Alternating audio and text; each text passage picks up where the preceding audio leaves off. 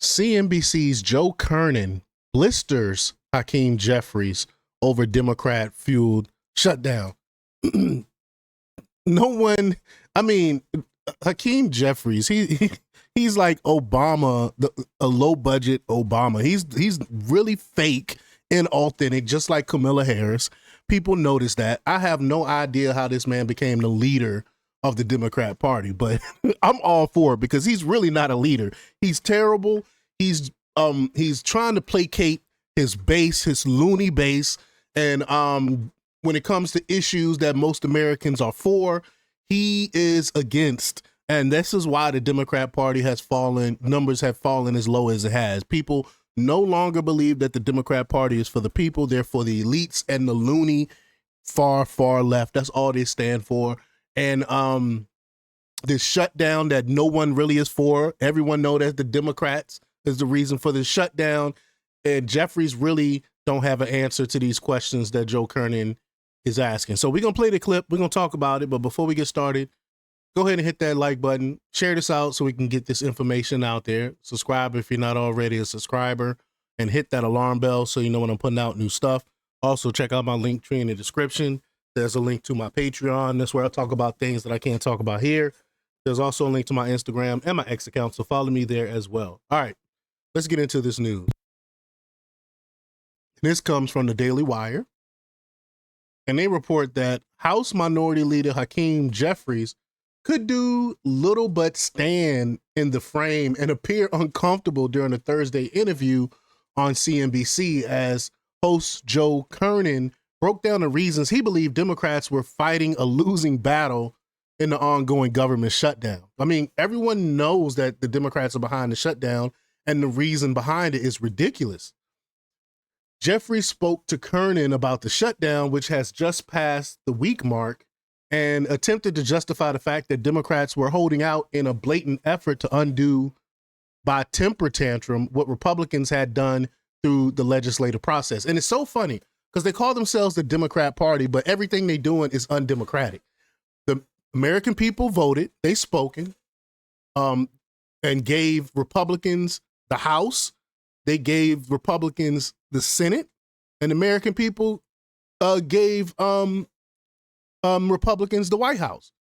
And that's why the one big beautiful bill passed, the House and the Senate, and President Trump signed it because this is what the American people wanted.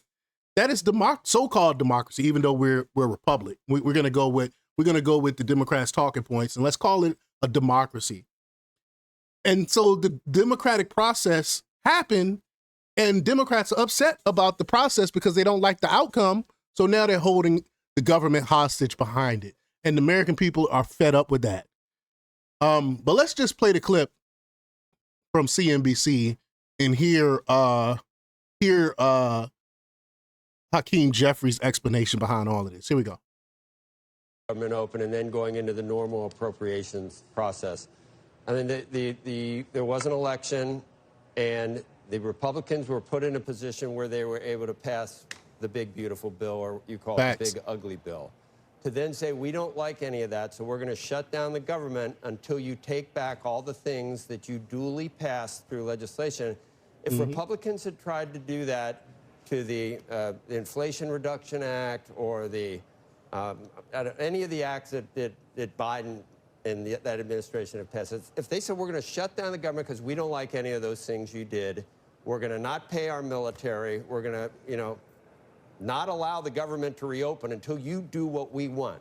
After an election where the American people put Democrats in power, you'd be going crazy. You'd be going crazy about using a shutdown of the government with a continuing resolution to get what you want just because you don't like what the Republicans did. It's not how it works. It's bad. It's bad precedent, and it's just clear. And you're talking about the House. You've already passed this. The Senate is who we're talking about, and they have a bill which will reopen the government right now with 5 more Democrats. Facts. What is bad precedent is the Republican refusal to engage in bipartisan negotiations. What is bad? See, he will not answer that question because he can't. Well, the Republicans, No, that's not how this works. You call us a democracy. The people have spoken. The people voted. The bill passed. Why are you holding them hostage because you don't like the outcome? He will not answer that question. They're like children. Precedent is the Republicans embarking on a my way or the highway approach from the very beginning of this Congress. Republicans control the House, the Senate, and the presidency. Joe, you're exactly right. So if the government shuts down, they've made the decision to shut the government down. No, the Democrats that are not voting for this continuation, it is the ones that's holding it hostage. Why is he being so disingenuous? Because they can't say that, yeah, we're holding them hostage because we don't like that this bill passed. He can't say that.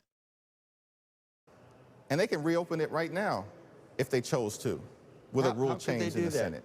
But I just explained it. The reality is they want to keep the government closed.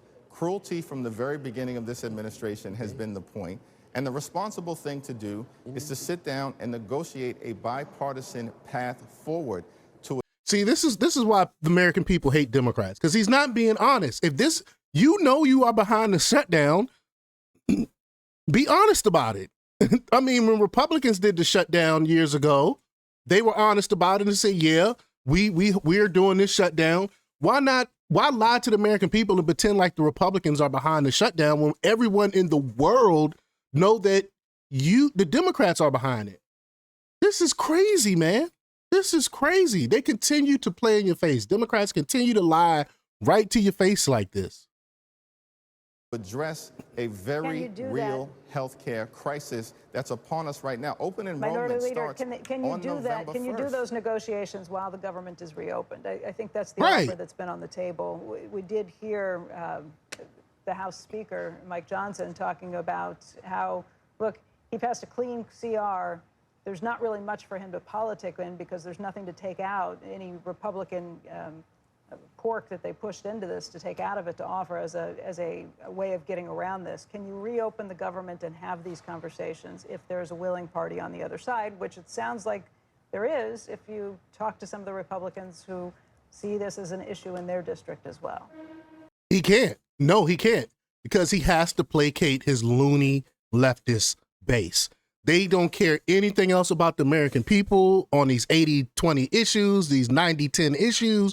They care about the loony people on the far, far left. This is why government is shut down. You got Chuck Schumer afraid of being primaried by AOC.